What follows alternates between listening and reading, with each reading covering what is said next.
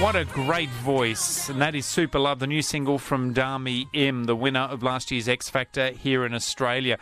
Her first performance on the show was quite amazing, you know. As one judge put it, she came on the set with 50 layers of awkward, but when she sang, she had the audience and the judges on their feet. But Dami's story is not just about how great a singer she is. It goes further than that because she was born in South Korea to a family with a North Korean history, and only recently she discovered her family history and went and traced it back in Korea. I'm pleased to say that Dami Im is with us now in the studio. Welcome. Nice to have you with us. How are you? I'm good, thank you. 50 layers of awkward. Not a great comment or way to start, is it? I don't know how to feel about that. Is that a good thing? I don't know. That's your first impression you made on Danny Minogue. Yeah. Yeah. I mean, I can't help it. I'm still awkward. Well, you don't look awkward. The transformation from the Dami Im from moment one to the Dami Im of now is extraordinary. Oh, thank you. Well, I still feel like exactly the same person, still 50 layers of awkwardness is still here, but, you know, now I have more confidence to sing and, you know, let people hear my new song, you know, so. But what was it like, though, that when you went out there, because you said more confidence to sing, you sang that first appearance with such gusto. You just belted it. You took the risks. You went the high notes. You did it all. There must have been, you know, you've been singing for a long time. Yeah, well, I have been singing, you know, since I was a teenager, but, you know, in my bedroom and just recording. I went out to the veranda and closed the door, so hoping my mum wouldn't hear me, and I recorded myself like that. And over time, you know, I improved, and, you know, once I was in my 20s, I got more courage and I started to sing at church. And, you know, church is like a friendly environment to me, so less You're not scary. going to get pelted with beer bottles. Exactly. No one throws anything at you, which is good. And then finally on X Factor, oh my gosh, I was very, very nervous. But I guess, I don't know, I just had to push through and wanted to really sing, so. When you announced the song that you were going to sing, which is obviously a difficult song, which song was it? It was Hero. Hero, which is a very important song to you, I know. The judges just sort of looked, you know, Ronan Keating, they look like, oh, yeah, right, this is another one. And, you know, it wasn't all that particularly welcoming until you actually opened your mouth and they gave you everything turned around. It was extraordinary. Yeah. You know, I mean, because I was used to singing at church, I thought when I come on stage, people would, you know, smile at me. And I thought, you know, Ronan Keating said, so what can we expect from you? And I said, I didn't know what to say. I said, awesome singing. And everyone just went, oh, what a loser, you know.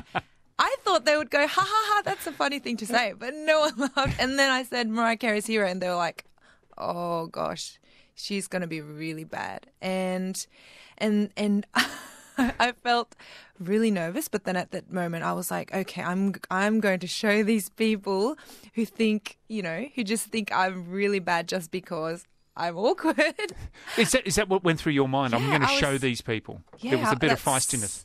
Yeah, I was thinking that I was going to, you know, show them what I've got, you know, because they knew nothing about me and they were already thinking that they were already judging you. Yeah, judging me by my appearance. So I was like, yeah, better show them. And then they started cheering and standing up on their feet. So it was. It didn't take long. Amazing. It took about 5 seconds before they went, huh? They were like, oh, she can actually sing. Yeah. So I was like, yes, I did it. Now, you've got a very close family in Australia and also in Korea, and I'm interested that you went back to Korea. You came out here actually when you were 9, weren't you? You couldn't speak English? No, not a word of English. Well, I spoke some words. I knew what, you know, how to say my name is Dami, but like I didn't understand anything the kids were saying, the teacher was saying. No, so it was. And I did see that you said that the kids that you were in school. This is in Darwin, was it, when you first came? No. I came to Brisbane. Brisbane, and you said the kids all look like the pop stars or like the movie stars. Because I wasn't used to seeing so many, European, the white-looking Australians. So I was just like confused by, it was a sudden change for me, seeing Korean faces for 9 years, all my life, and then suddenly seeing all this, white people. And I was like, oh, they just looked like, movie characters. Yeah. And I couldn't tell which one was which because they all just looked really different to me as a child. Well, now I can tell the difference, obviously, but it was just, I guess I'm such a shy person and awkward, and like I was just really nervous. I from what I remember from most of my years as a schoolgirl in Australia. Yeah.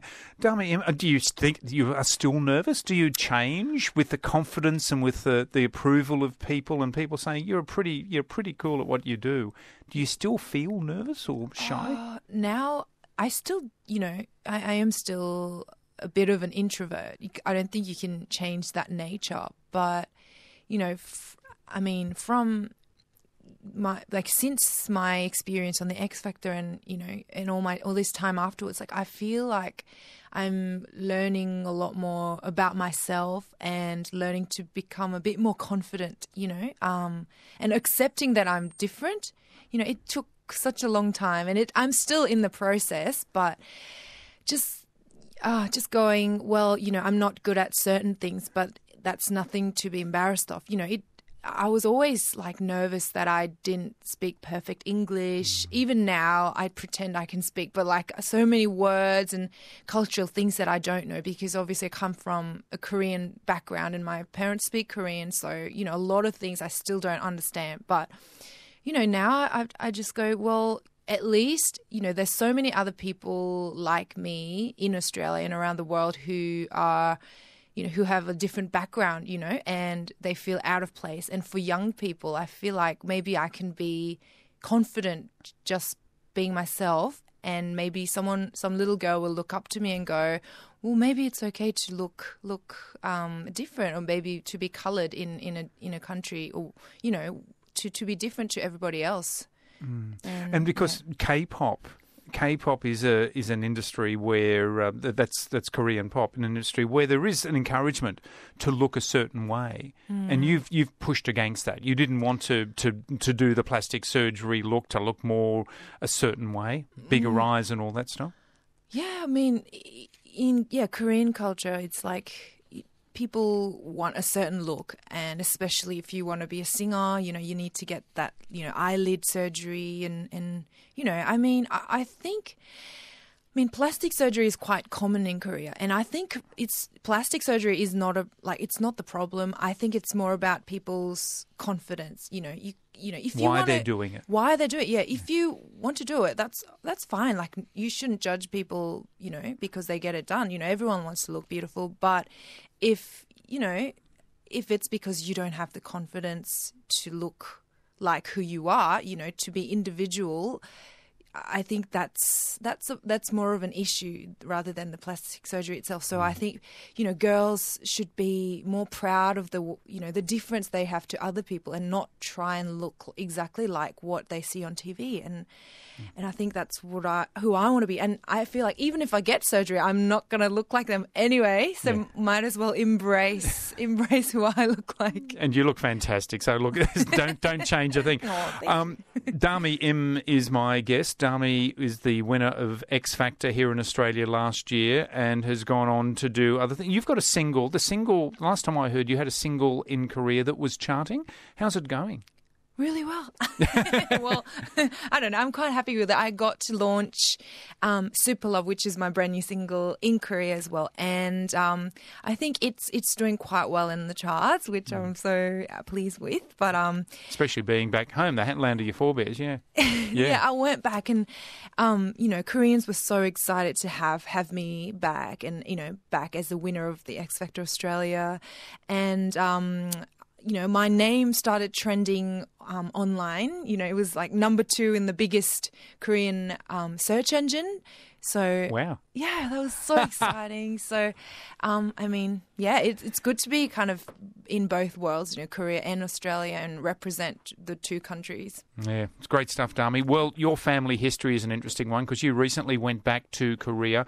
Your grandfather came from North Korea and came over to the South, but then the war intervened. He was unable to get back. Yeah, he was only in his 20s when that all happened, so he came over to the South, and this is like what my grandma told me. He didn't carry anything but a big bag of dried squid, which was famous. Which is like what they grew in where he was from in North Korea, and that was like his money, I guess, to sell that. And he didn't have any other possessions. He just crossed over, was looking for a job, and then the war broke out, so he couldn't go back. He could never go back. His own family.